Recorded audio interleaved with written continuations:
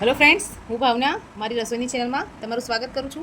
સૌ પ્રથમ તમને બધાને આવનારી ગણેશ ચતુર્થીની બહુ જ શુભકામનાઓ.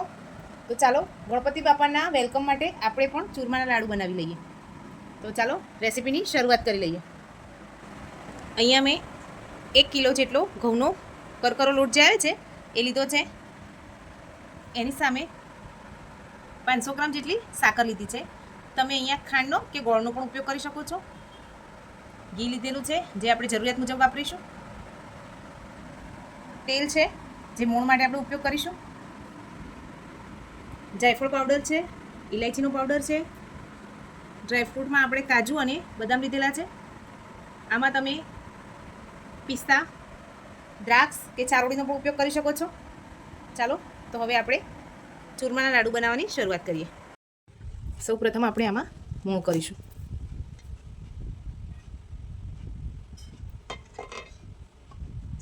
મિક્સ કરી લઈએ.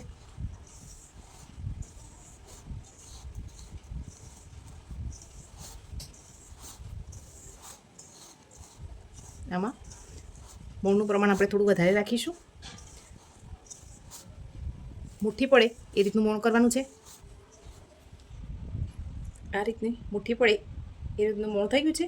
હવે આપણે થોડું થોડું ગરમ પાણી ઉમેરતા જઈશું અને આનો એક કઠણ લોટ બાંધીશું. મિક્સ કરતા જઈશું. આનો કઠણ લોટ બાંધવાનો છે એટલે પાણીનો ઉપયોગ ઓછો કરીશું.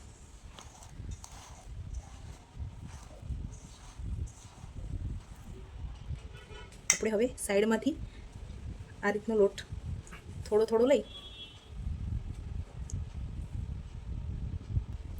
આપણે થોડો થોડો લોટ લઈ અને આ રીતનો અંદર આંગળીની મદદથી આ રીતના કરી દઈશું, જેથી આપણા મુઠિયા અંદરથી સરસ તળાઈ જાય.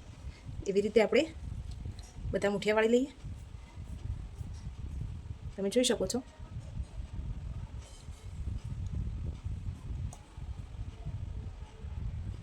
આપણા બધા મુઠિયા સરસ બનીને તૈયાર છે. હવે એને ગરમ તેલમાં ફ્રાય કરી લઈએ. તમે તેલની જગ્યાએ ઘીનો પણ ઉપયોગ કરી શકો છો. મેં અહીંયા તેલનો ઉપયોગ કર્યો છે. થઈ ગયું છે. હવે તેલમાં મુઠિયાને મૂકી દઈએ.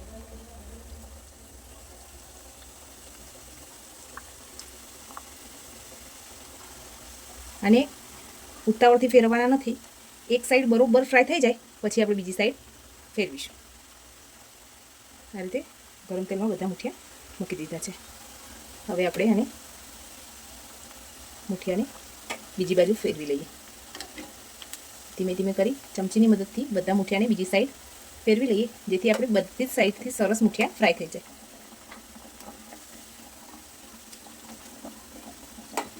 આ રીતે બધા મુઠિયાને સાઈડ ફેરવી લઈએ. આમાં ઘણા લોકો બેસન અને સોજીનો પણ ઉપયોગ કરે છે. મેં અહીંયા ખાલી ઘઉંના કકરાના લોટમાંથી લાડુ બનાવીશ. તમે પણ આ રેસીપી એકવાર જરૂર ટ્રાય કરજો.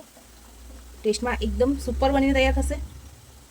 આવી રીતે ફેરવતા જઈશું અને એક ગોલ્ડન બ્રાઉન કલરના થાય ત્યાર સુધી ફ્રાય કરીશું. ફ્રેન્ડ્સ, તમે મારી આ રેસીપી કેવી લાગી છે એ કમેન્ટ કરવાનું ભૂલતા નહીં. અને તમે કઈ રીતે બનાવો છો એ પણ મને જરૂર જણાવજો. આ રીતે સરસ ગોલ્ડન બ્રાઉન કલરના શેકવાના છે. ફ્રેન્ડ્સ, આપણા મુઠિયા ફ્રાય થઈ ગયા છે. હવે એને એક વાસણમાં કાઢી લઈએ. ફ્રેન્ડ્સ, આપણા બધા મુઠિયા તળાઈ ગયા છે. હવે એને ટુકડા કરી લઈએ, જેથી જલ્દી ઠંડા થઈ જાય. અને પછી એને મિક્સર જારમાં ગ્રાઇન્ડ કરી લઈએ. આપણે આને નાના પીસમાં ટુકડા કરી દે, જેથી જલ્દીથી ઠંડા થઈ જાય. હવે આપણે આને મિક્સર જારમાં ક્રશ કરી લઈએ. એક મિક્સર જાર લીધું છે, એમાં ઉમેરી દઈએ.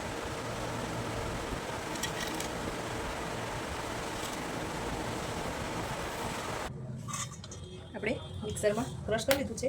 હવે આ રીતે થોડું થોડું લઈ અને એને ચાળી લઈએ.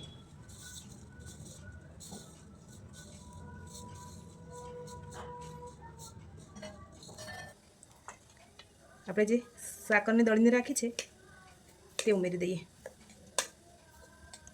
તમે જે રીતે ગળ્યું ખાતા હોય એ રીતે ઉમેરવાની.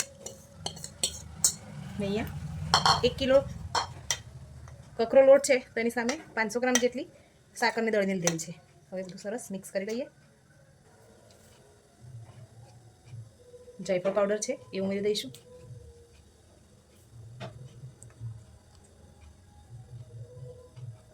ઇલાયચી પાવડર છે એ ઉમેરી દઈએ. હવે બધું સરસ મિક્સ કરી દઈએ.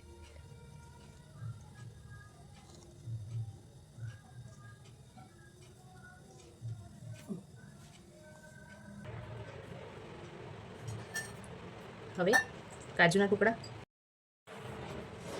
અને બદામના ટુકડા ઉમેરી દઈશું અને બધું સરસ મિક્સ કરી લઈએ.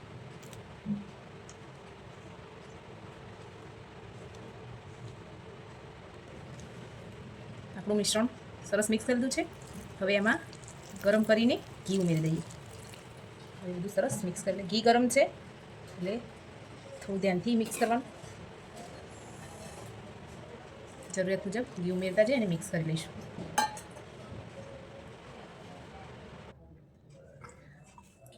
એક કિલો ઘઉંના કકરા લોટમાં 500 ગ્રામ ઘી કમ્પ્લીટ માપ છે.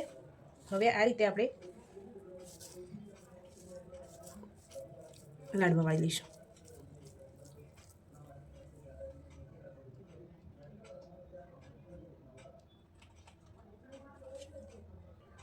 એક ડીશમાં આપણે ખસખસ લીધી છે એને આ રીતે લાડવામાં રબ કરી લઈએ. આ રીતે આપણે બધા જ લાડુ બનાવીને તૈયાર કરી લઈશું.